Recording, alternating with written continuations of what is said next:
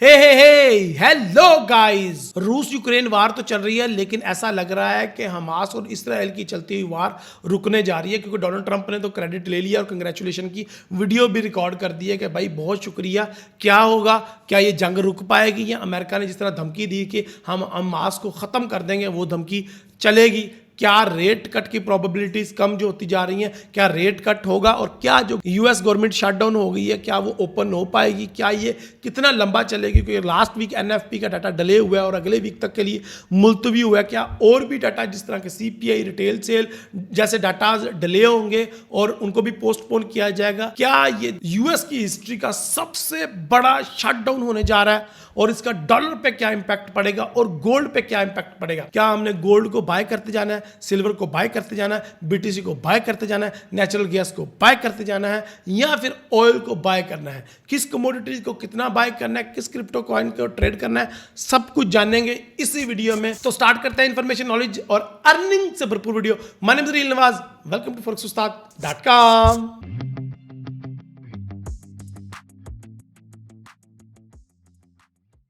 Last week NFP का data postpone हो गया था अगले फ्राइडे के लिए, और इस फ्राइडे पिछले वीक के डाटाज भी और इस वीक के डाटाज भी दोनों आएंगे। तो देख लेते हैं इस वीक मार्केट कैलेंडर में क्या है। अच्छा, गवर्नमेंट अभी भी शट डाउन है और अभी आप देखें तो इसके ऊपर डिस्क्लेमर भी लिखा हुआ है, यूएस गवर्नमेंट शट डाउन है और इम्पैक्ट हो सकता है मार्केट का, डिले हो सकता है, रिवीजन हो सकती है और कैंसिल हो सकते हैं इवेंट्स या पोस्टपोन हो सकते हैं। तो ये ट्रेडिंग व्यू की वेबसाइट पे भी लिखा हुआ है ऑलरेडी, ठीक है जी।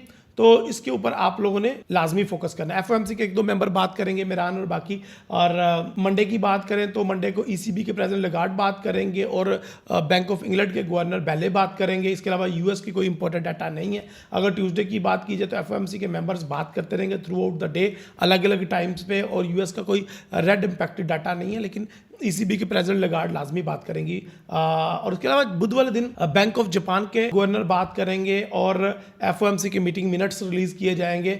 ये भी डिलेड हो सकते हैं, लेकिन मीटिंग मिनट का इतना इम्पैक्ट भी नहीं होता, आपको पता ही है। अगर बात की जाए ट्यूसडे वाले दिन की, तो ट्यूसडे वाले दिन अनएम्प्लॉयमेंट क्लेम है।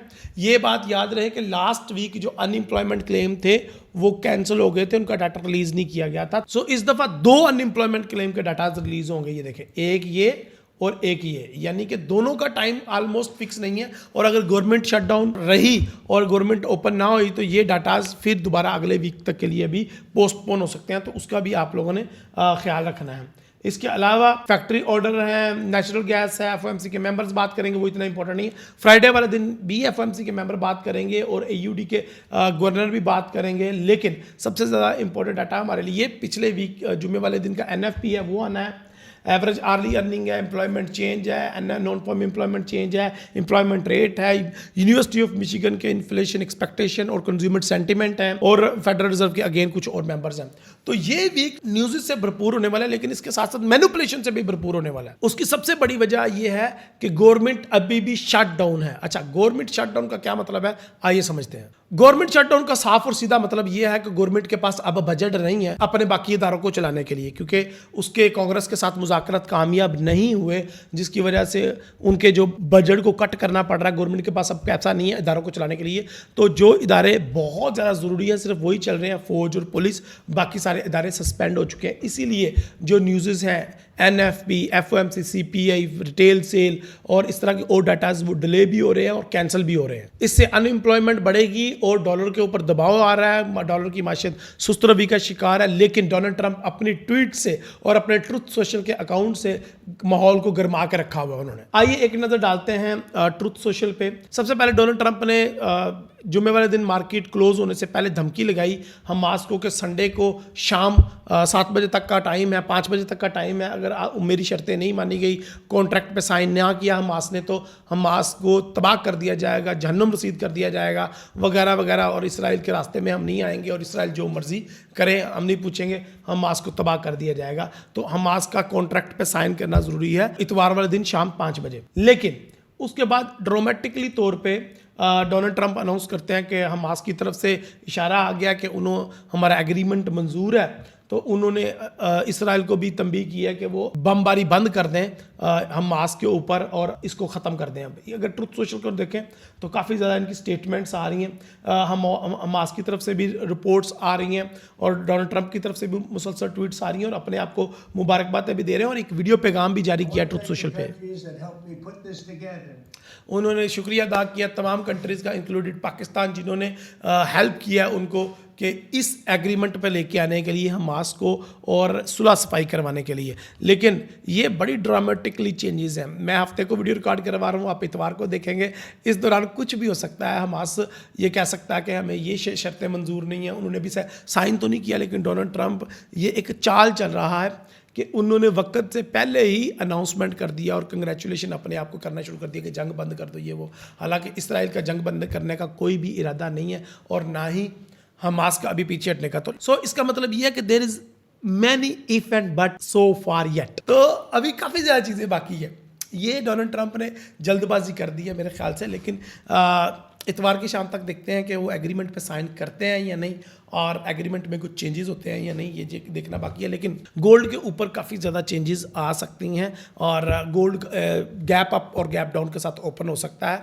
जानेंगे ये सब और भी बहुत कुछ, लेकिन सबसे पहले हम चलते हैं प्रोफेसर इरफान फानी साहब की तरफ और जानते हैं कि जियोपॉलिटिकल चल क्या रहा है। इकोनॉमिक शटडाउन, अमेरिकी गवर्नमेंट को बड़ा खतरा। क्या गोल्ड प्राइसेस $3,900 की अपर रेजिस्टेंस को अबूर करेंगी या बेरिश रास्तों की तरफ गामजन होंगी? आइए forex-ustad.com के साथ गोल्ड वीकली एनालिसिस को डिकोड करते हैं। गवर्नमेंट स्पेंडिंग के मसले पर अमेरिकी गवर्नमेंट और ओपोजिशन के दरमियान डेडलॉक बरकरार। कांग्रेस ने बिल नामंजूर कर दिया। 1 अक्टूबर 2025 से यूनाइटेड स्टेट ऑफ अमेरिका में इकोनॉमिक शटडाउन हुआ। ब्लूमबर्ग रिपोर्ट के मुताबिक अगर ये शटडाउन कंटिन्यू रहता है तो अमेरिकी गवर्नमेंट को हर हफ्ते 7 से $15 बिलियन तक का नुकसान हो सकता है। जेपी मॉर्गन के मुताबिक फिएट करेंसी पर लोगों का एतमाद खत्म हो रहा है। डॉलर इंडेक्स प्रेशर में है और इसकी कीमतों में मजीद कमी नोट की जा सकेगी। खबर के मुताबिक इकोनॉमिक शटडाउन की वजह से फौरी तौर पर 9,50,000 वर्कर बेरोजगार हुए। गुज़िश्ता हफ्ते जॉबलेस क्लेम्स और नॉन फॉर्म पेरोल के डेटास रिलीज नहीं हो सके। Bureau of labour and statistic मुकम्मल तौर पर बंद है और आने वाले दिनों में भी डेटा की बंदिश से फाइनेंशियल मार्केट वॉलेटिलिटी में इजाफा नोट किया जाएगा। ब्लूमबर्ग रिपोर्ट के मुताबिक सोने की कीमतों ने गुज़िश्ता एक साल के दौरान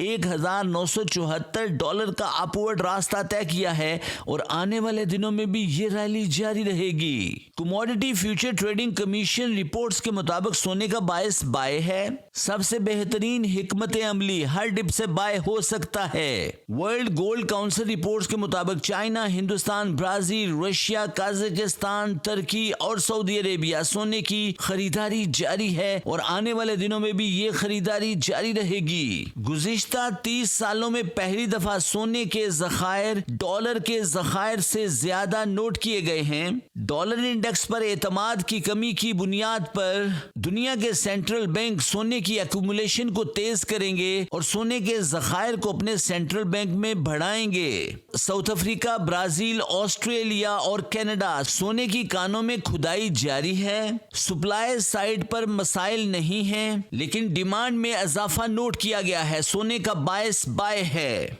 इसराइल ने खलीज में ग्लोबल फ्लोटिला 45 जहाज़ों को यरगमाल बना लिया है। याद रहे ये जहाज अमन मिशन पर फलस्तीन के लिए फूड और दवाइयां लेकर खलीज में पहुंचे थे। इन जहाज़ों में दुनिया के 45 ममालिक के नुमाइंदगान मौजूद थे। इन लोगों का बुनियादी मकसद अमन को फ़रोग़ देना था और इसराइल ने अमन को फ़रोग़ देने वाले लोगों को यरगमाल बना के बहुत बड़ी गलती की है। डोनाल्ड ट्रंप ने सख्त रद्द अमल का इजहार किया है। फाइनेंशियल मार्केट रिस्क ऑन है। सोने की कीमतें बुलिश रास्तों का इंतखाब कर सकती हैं। चाइनीज पार्लियामेंट में कहा गया है कि हम किसी पर पहला हमला नहीं करेंगे, लेकिन अगर हम पर हमला हुआ तो हम किसी को दूसरा हमला करने की मोहलत नहीं देंगे। 20 मिनट के अंदर 61 वेपन दुनिया के किसी भी मुल्क को बगैर इंटरसेप्ट किए तबाह करने की सलाहियत रखता है। हमारे साथ इकोनॉमी के मैदान में मुकाबला किया जाए। फाइनेंशियल मार्केट रिस्क ऑन है। सोने की कीमतें बुलिश रास्तों का इंतखाब करेंगी।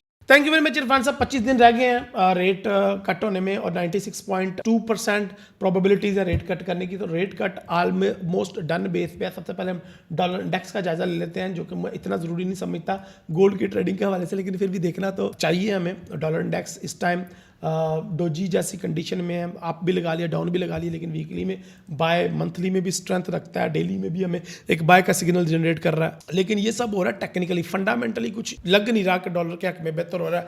गवर्नमेंट शटडाउन पड़ी हुई है और डॉलर के हक में कोई अच्छे फैसले नहीं आ रहे और डोनाल्ड ट्रंप को काफ़ी ज़्यादा प्रॉब्लम का सामना करना पड़ रहा है अपनी मर्जी के मुताबिक हुकूमत चलाने के लिए। डोनाल्ड ट्रंप ने अपने ट्वीट्स और सोशल ट्रूथ के थ्रू माहौल को, मार्केट को काफ़ी गर्म करके रखा हुआ है, लेकिन फिर भी डॉलर को उससे कोई ख़ास फ़ायदा हो नहीं रहा। यूएस गवर्नमेंट इस टाइम शट डाउन है और लास्ट वीक एनएफपी का डाटा पोस्टपोन हुआ है टू नेक्स्ट फ्राइडे, यानी कि इस फ्राइडे को एनएफपी का डाटा आएगा। इसके अलावा सीपीआई, रिटेल सेल और बहुत ज़्यादा डाटाज जाम हो सकते हैं, डिलेड हो सकते हैं और जब गवर्नमेंट ओपन होएगी तो एक साथ रिलीज़ हो सकते हैं। इस सूरत में मार्केट में वोलेटिलिटी बहुत ज़्यादा आएगी और जब मार्केट में वोलेटिलिटी बहुत ज़्यादा आएगी तो आपके पास एक ऐसा पार्टनर होना चाहिए जो आपकी ट्रेड्स को मार्केट में एग्जीक्यूशन दे, जैसा कि एक्सनेस।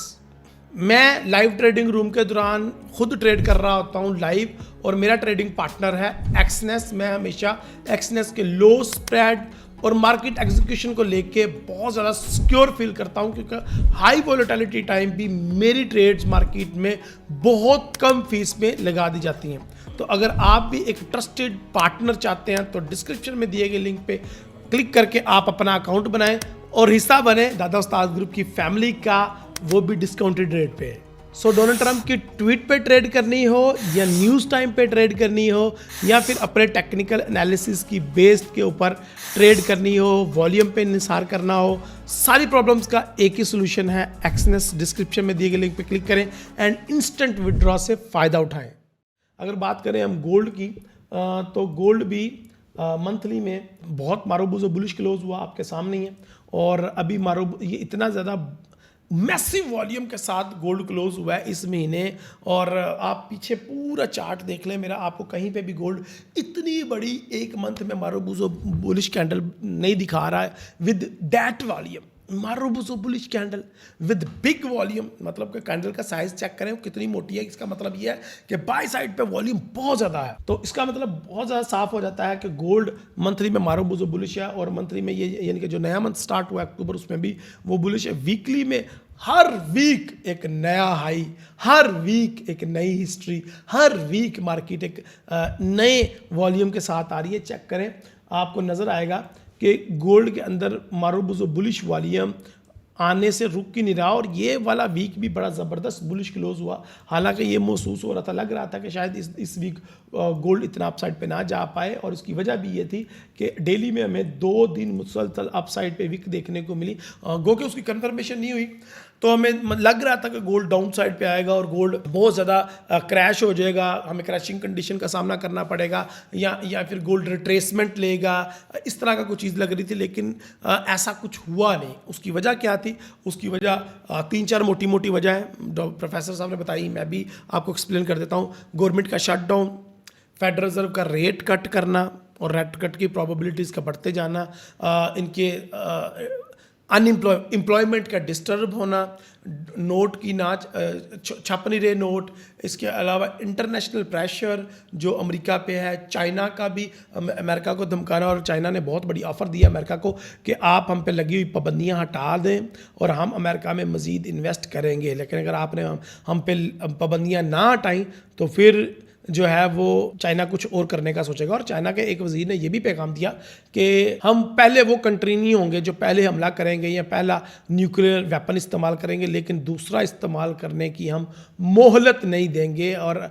चाइना के पास जो हथियार है, एटमी हथियार है, वो 20 मिनट्स के अंदर अंदर दुनिया के किसी खत्ते में भी एटमी हमला कर सकते हैं। और स्पेशली उन्होंने नाम लेके अमेरिका का कहा कि अगले 20 मिनट में हम अमेरिका को तबाह कर सकते हैं।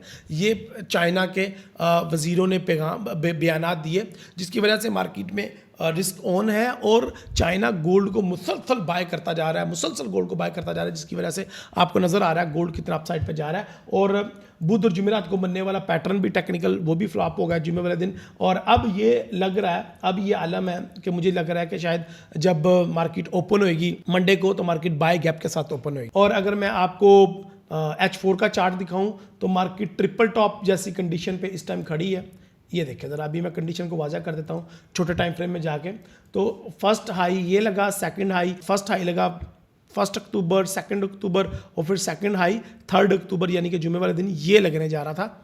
लेकिन मार्केट ने उस लेवल को ब्रेकआउट नहीं किया, यानी कि 3896 को ब्रेकआउट नहीं किया गया। और मेरे ख्याल से मंडे को मार्केट इसके ब्रेकआउट के साथ ओपन होगी और मंडे को मार्केट अपना एक नया हाई लगाएगी विच इज 3950, 3925 और 30। तो क्योंकि हर मंडे को मार्केट अपना ऑल टाइम हाई ब्रेक करती है, ये पिछला रिकॉर्ड रहा। सो इस दफ़ा ये भी लग रहा है कि मंडे वाले दिन ये हाई ब्रेक होगा। लेकिन there is a many if and buts. अगर हमास कैटेगोरिकली एक्सेप्ट कर देता है, जो कि अपने डेथ सर्टिफिकेट पे वो खुद साइन करेगा कि जी मुझे मार दो, मुझे तबाह कर दो, मुझे मुल्क से जला वतन कर दो, तो वो करने वाला नहीं है हमास, मुझे नहीं लगता। लेकिन अगर हमास ऐसा कर देता है और इसराइल उसको मान लेता है और फौरन तौर पे जंगबंदी कर देता है तो ये बहुत बड़ा रिस्क ऑफ सेंटीमेंट है और गोल्ड के अंदर डाउन साइड पे मूव होने के काफ़ी ज़्यादा चांसेस हैं। क्योंकि गोल्ड अब तक जो अपसाइड पे जा रहा था रूस यूक्रेन वार के बाद सबसे ज़्यादा हाथ इसराइल और फ़लस्तीन का वार का था, और इसके बाद कोई चीज़ आती है तो वो चाइना और इंडिया आते हैं।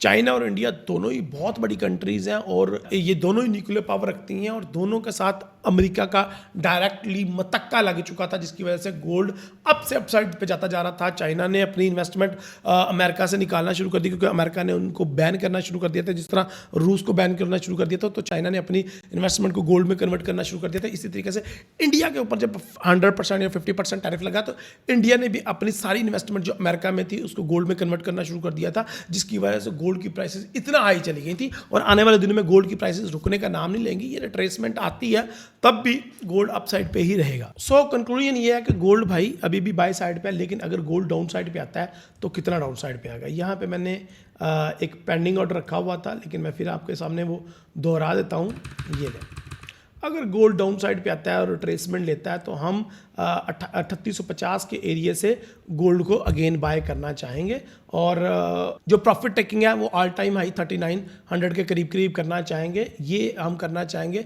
ट्यूसडे वेडनेसडे जब गोल्ड नीचे आता है तो। अगर अदरवाइज मुझे गोल्ड डाउन साइड पे आने की कोई चांसेस नज़र नहीं आ रहे। बाय मंडे हम क्या करेंगे, बाय मंडे हम गोल्ड को बाय ही करेंगे, लेकिन करीब से जिस तरह के 3880 से बाय कर लेंगे चुपके, और इसका जो हम प्रॉफिट टेकिंग करेंगे वो 3950 या 3920 के करीब करीब जाके प्रॉफिट टेकिंग कर लेंगे। मेन टारगेट तो मेरा 30 ही है, लेकिन उससे पहले मैं अपने आप को सिक्योर रखूँगा क्योंकि मार्केट ने एक दफ़ा रिट्रेस भी तो करना है ना।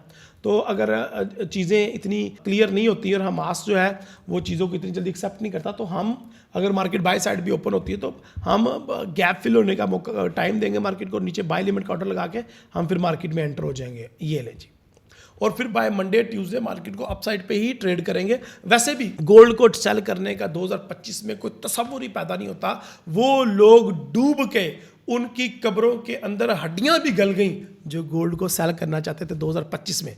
उनके अकाउंट्स वाश हो गए और उनके अकाउंट तबाह हो गए, वो बैंक करप्ट हो गए क्योंकि उन्होंने जितना पैसा उधार ले लेके लगाना था मार्केट में लगा दिया। लाखों डॉलर के अकाउंट, करोड़ों डॉलर के अकाउंट गोल्ड ने वाइप आउट कर दिए। गोल्ड में कोई सेल नहीं, क्यों समझ नहीं आता आपको? बाय बेबी बाय, ये 2025 के स्टार्ट का नारा है, बाय बेबी बाय। लोगों ने मजाक उड़ाया, लोगों ने मीम्स बनाई, लेकिन देख लें गोल्ड ने तारीख रकम कर दी और एक साल में जितना ऊपर गया हिस्ट्री में कभी इतना ऊपर नहीं गया। सो गोल्ड को अभी भी हम बाय में रखेंगे। तो फर्स्ट हमारा जो ऑर्डर है वो 3880 से होगा, सेकंड ऑर्डर 3850 से हम बाय करेंगे। अगर गोल्ड डाउन साइड के गैप से ओपन होता है जिसके चांसेस कम ही हैं, तो फिर भी मैं आपको बाय साइड का ही ट्रेड करने का कह रहा हूँ, मैं सेल साइड पर ट्रेड करने का नहीं कह रहा। और अगर आप एक और सिनेरियो आपको दिखाता हूं वीडियो के एंड में। लास्ट जो एक पैटर्न मैं आपको बताना चाहूंगा which is not recommended for you, but अगर मार्केट जिस तरह डबल टॉप बनाया है, मार्केट इसी तरीके से मंडे को ट्रिपल टॉप बनाती है और अपना हाई ब्रेक करने में नाकाम हो जाती है 3896, 97, इवन 99 से भी अगर यहाँ पे कोई रिवर्स पैटर्न बनता है तो यहाँ से फिर सेल देख सकते हैं आप, विच इज़ नॉट रिकमेंडेड। मैं नहीं इसको सेल करना चाहूँगा, लेकिन अगर आपने यहाँ से सेल देखना हुआ तो सेल कर लीजिएगा और यहाँ तक आप 3850 तक आप सेल कर सकते हैं गोल्ड की मार्केट को। और अगर इसको भी ब्रेक करती है तो फिर 3800 तक या 3810, 3815, 20 तक मार्केट आ सकती है। तो सेल नॉट रिकमेंडेड, लेकिन अगर मैंने आपको बता दिया कि अगर मार्केट ट्रिपल टॉप का पैटर्न फुलफिल करती है तो आप सेल कर सकते हैं with tight stop loss, because sell के चांसेस बहुत ज्यादा कम है। सो गाइज, आपको मैंने बाय के 2 लिमिट के ऑर्डर दे दिए हैं और सेल का भी बता दिया है, लेकिन ये नहीं बताया कि इस वीक मार्केट हाई कितना लगाएगी, तो वो भी मैं आपको बता देता हूँ। हमारे पास ऑलरेडी अल्हम्दुलिल्लाह सुम्मा अल्हम्दुलिल्लाह हमने सपोर्ट एंड रेजिस्टेंस ड्रॉ कर रखे हैं।